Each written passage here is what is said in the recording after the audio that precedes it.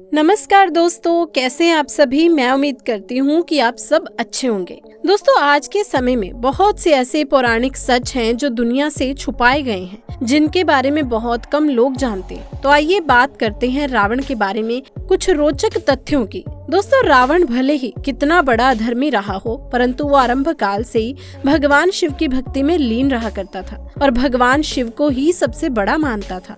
रावण को गीत संगीत से बहुत ही ज्यादा प्रेम था। इसके चलते ही आपने बहुत सारे चित्र में रावण के हाथ में वीणा देखी होगी। रावण वीणा वादन किया करता था और वो इतना अच्छा वीणा बजाया करता था कि स्वर्ग लोक से देवता आकर उसके वीणा वादन को सुना करते थे।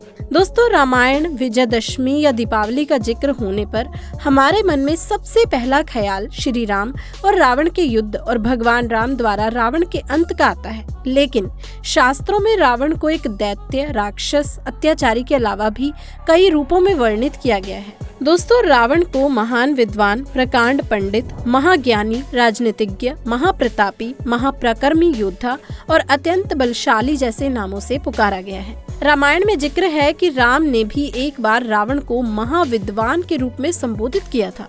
दोस्तों, हिंदू मान्यताओं के मुताबिक रावण त्रेता युग का सबसे शक्तिशाली राजा था।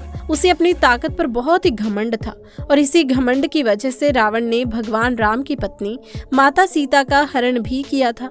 लाख समझाने पर जब वो नहीं माना, तब भगवान राम और रावण के बीच भयंकर युद्ध हुआ। रावण के पास बहुत ताकत और सेना थी, लेकिन अहंकार की वजह से वो मारा गया। दोस्तों, देखा जाए तो रावण एक बहुत बड़ा विद्वान, राजनीतिज्ञ, सेनापति, वास्तुकला का ज्ञाता और साथ ही बहुत सारे ज्ञान विज्ञान से जुड़े ग्रंथों का ज्ञाता रावण था। अपनी सिद्धि और तपोबल के जरिए उसने अपने जीवन में बहुत सारी मायावी शक्तियां अर्जित कर ली थी, जिसकी वजह से उसे इंद्रजाल, तंत्र मंत्र, सम्मोहन और ना जाने कितने प्रकार के जादू करने के लिए वो विख्यात था। यदि संक्षिप्त रूप में कहें तो रावण एक ऐसा व्यक्ति था जो भगवान की तरह ही 64 कलाओं में निपुण था। दोस्तों, वैसे तो रावण के महल में रानीवास में हजारों रानियां रहती थी, परंतु उनका सबसे पहला विवाह मंदोदरी नामक कन्या से हुआ था। मंदोदरी का प्राकट्य हेमा नामक एक अप्सरा के गर्भ से हुआ था। पौराणिक इतिहास में ये भी बताया जाता है कि मंदोदरी राजस्थान के जोधपुर के पास के ही एक क्षेत्र जिसका नाम मंडोर है, वहाँ की रहने वाली थी। उनका विवाह रावण के साथ हुआ, जिसके बाद उन्होंने कई सारे पुत्रों को जन्म दिया, जिनमें से मुख्य इंद्रजीत, मदोहर, प्रहस्त, विरूपाक्ष और भीकमवीर थे। इसके अलावा रावण की बहन स्वरूपनखा का विवाह भी रावण ने ही करवाया था। दोस्तों, स्वरूपनखा के पति का नाम दानवराज विधु था, जो दानवराज कालका का पुत्र था। तो दोस्तों, अब तक आप रावण के बारे में सिर्फ वही चीजें सुनते आ रहे हैं जो उसे रामायण की कहानी का विलन बनाती हैं। शायद इसीलिए लोगों को ये पता नहीं कि असल मायनों में रावण था क्या। दोस्तों, क्या आपको मालूम है कि क्रोधित होकर रावण ने शनि देव तक को बंदी बना लिया था। इसके अलावा भी रावण के बारे में ऐसी बहुत सी अनकही कहानियां हैं, जिनके बारे में जब आप सुनेंगे तो दोस्तों आपके होश उड़ जाएंगे। रावण ने किया था भगवान राम के लिए यज्ञ। तो दोस्तों, ये बात तो हम सभी जानते हैं कि भगवान श्री राम ने लंका तक जाने के लिए वानर सेना की मदद से पुल का निर्माण किया था। पर क्या आपको मालूम है कि ये जो पुल बनाया गया था, ये अकेले वानर सेना की मदद से नहीं बना था, बल्कि इसमें रावण का भी योगदान था। असल में पुल बनाने से पहले सभी ने भगवान शिव की आराधना करी, क्योंकि भगवान राम शिव जी के आशीर्वाद के बिना इस काम को शुरू नहीं करना चाहते थे। अब यज्ञ करने के लिए एक विद्वान पंडित की जरूरत थी। और दोस्तों, रावण जितना ही शक्तिशाली था उतना ही विद्वान भी था, और इसीलिए भगवान राम ने रावण को यज्ञ के लिए आमंत्रण भेजा। क्योंकि रावण भगवान शिव का बहुत बड़ा भक्त था, इसीलिए रावण भगवान शिव के लिए किए जाने वाले यज्ञ को नकार नहीं पाया और फिर रावण ने रामेश्वरम जाकर यज्ञ को बड़ी ही सफलतापूर्वक संपन्न किया। सिर्फ इतना ही नहीं, यज्ञ पूरा होने के बाद जब राम जी ने विद्वान पंडित रावण से आशीर्वाद मांगा, तो रावण ने भी एक पंडित होने के कर्तव्य को निभाते हुए राम को तथास्तु भी कहा था। दोस्तों, रावण ने इस बात को जानते हुए भी आशीर्वाद दिया कि ये पुल उसके साथ युद्ध करने के लिए ही बनाया जा रहा है। दोस्तों, अब रावण ने माता सीता को स्पर्श क्यों नहीं किया। अक्सर लोगों के मन में सवाल आता है कि जब रावण माता सीता को बंदी बनाकर ले गया था तो उसने उन्हें क्यों नहीं छुआ, यानी कि उनके साथ किसी भी प्रकार की बदतमीजी या फिर जबरदस्ती क्यों नहीं की। अब इस चीज के जवाब में कई सारे लोग ये सोचते हैं कि रावण की अच्छाई थी कि उसने माता सीता का हरण करने के बावजूद उनकी मर्जी के खिलाफ उन्हें छुआ तक नहीं। पर इस कहानी के पीछे का एक और पहलू है जो हमारे पुराणों में ही छुपा हुआ है। दोस्तों, ऐसा कहा जाता है कि रावण महिलाओं को लेकर काफी कमजोर हुआ करता था और अपनी इसी कमजोरी के चलते जब रावण ने नल कुबेर की पत्नी के साथ गलत करने की कोशिश की, नल कुबेर की पत्नी ने उसे श्राप दिया था कि रावण अपने जीवन में किसी भी स्त्री को उसकी मर्जी के खिलाफ छूने की अगर कोशिश करेगा तो उसका नाश हो जाएगा। और यही कारण था कि रावण ने सीता का हरण करने के बाद भी उनसे दूरी बनाकर रखी, वरना तो लंका के राजा रावण के लिए जितना ही आसान सीता का हरण करना था उससे कहीं ज्यादा आसान उन्हें अपनी पत्नी बनाना भी था। लेकिन रावण हमेशा सीता की मर्जी का इंतजार करता रहा ताकि उसे और उसके साम्राज्य को कुछ ना हो। दोस्तों, अब शनि देव को बनाया बंदी। अगर आपको थोड़ा बहुत भी ज्योतिष विद्या और ज्योतिष शास्त्र में यकीन है तो आपको ये बात तो मालूम ही होगी कि उनमें ऐसा माना जाता है कि किसी भी इंसान के जन्म के समय ग्रहों की जो स्थिति होती है उसका सीधा असर उस इंसान की पूरी जिंदगी पर पड़ता है।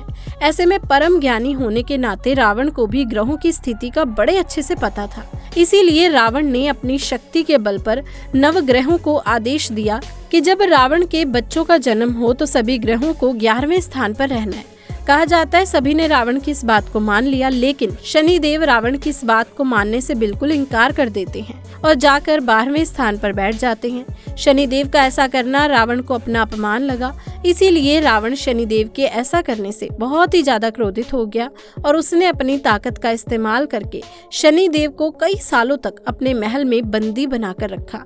और इसके बारे में आप लोगों ने कई सारी कथाओं में भी सुना होगा। तो दोस्तों, रावण के नाम के पीछे की कहानी क्या है? हम आपको ये तो बता ही चुके हैं कि रावण भगवान शिव का कितना बड़ा भक्त था, लेकिन क्या आपको ये मालूम है कि रावण को उसका नाम भगवान शिव नहीं दिया था? हालांकि रावण को ये नाम किस वजह से मिला इसे लेकर कई सारी कहानियां प्रचलित है, लेकिन दोस्तों एक कहानी ऐसी है जिसको अधिकतर लोग सच मानते हैं और इस कहानी के मुताबिक रावण के जन्म के समय उसका नाम दशानन रखा गया था। पर जब रावण ने लंका पर अपना राज करना शुरू किया तो रावण अपने परम परमेश्वर भगवान शिव से मिलने गया। हालांकि जब रावण भगवान शिव के पास पहुंचा तो भगवान शिव उस समय ध्यान में लीन थे। यही वजह थी कि जब रावण उनसे मिलने जा रहा था तभी वहां रास्ते में रावण को नंदी मिले और उन्होंने रावण को भगवान शिव से मिलने से रोक दिया। अब इस वजह से गुस्से में आकर रावण ने पूरे के पूरे कैलाश पर्वत को ही उठा लिया था, जिसकी वजह से भगवान शिव का ध्यान भंग हो गया और दोस्तों वो काफी क्रोधित भी हो गए थे, जिसके बाद उन्होंने अपना पैर कैलाश पर्वत पर टिका दिया। अब आप जानते हैं कि रावण चाहे कितना भी बड़ा बलशाली क्यों ना हो, भगवान शिव के आगे तो उसका बल कुछ भी नहीं। इसीलिए भगवान शिव के पैर टकराते ही रावण के दोनों हाथों की उंगलियां कैलाश पर्वत के नीचे दब गई। कहा जाता है कि उंगलियों के पर्वत के नीचे आने की वजह से रावण को इतना दर्द हुआ कि वो जोर जोर से चीखने लगा।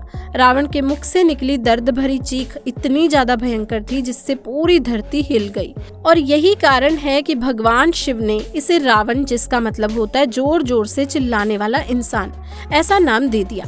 हालांकि रावण का ये जो नामकरण है ये इतनी जल्दी नहीं हुआ था, क्योंकि भगवान शिव के क्रोध के सामने रावण की पीड़ा कुछ भी नहीं थी। पर फिर भी रावण इतनी जल्दी हार मानने वालों में से नहीं था। उसने भी ठान लिया था कि भगवान शिव को खुश करके ही मानेगा। इसीलिए रावण ने तांडव करना शुरू कर दिया।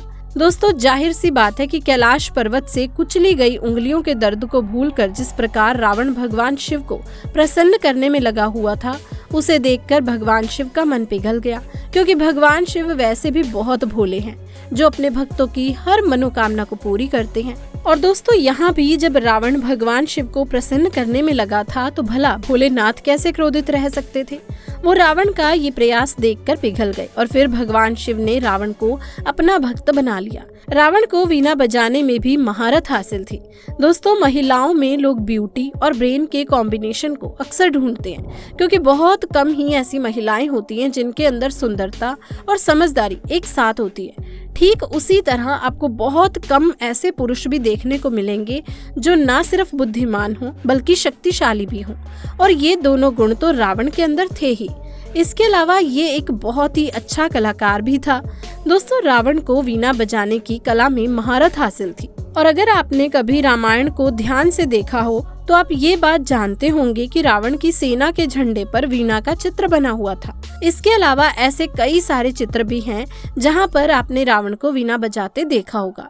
कई पौराणिक कथाओं में भी इस बात का जिक्र किया गया है कि रावण को संगीत का बहुत शौक था और वो बहुत ही शानदार वीणा बजाता था। सिर्फ इतना ही नहीं, कई सारी कथाओं में ये भी सुनने को मिलता है कि रावण इतना मधुर वीणा बजाता था कि देवी देवता भी उसकी वीणा की आवाज सुनकर प्रफुल्लित हो जाते थे और इसका संगीत सुनने के लिए वो भी स्वर्ग से धरती पर आ जाते थे।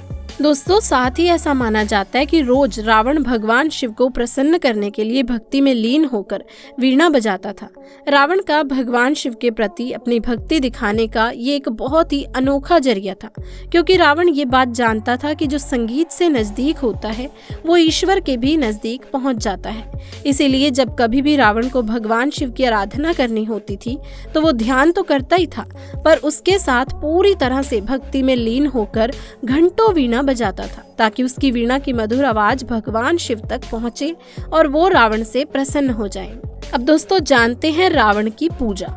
हिंदू धर्म में तो रावण को एक दुष्ट, पापी और असुर के तौर पर दिखाया जाता है। हालांकि कई सारी पौराणिक कथाओं में ये भी बताया जाता है कि अगर रावण के अंदर का अहंकार खत्म हो जाता तो उससे ज्यादा ज्ञानी और शक्तिशाली पुरुष कोई नहीं था।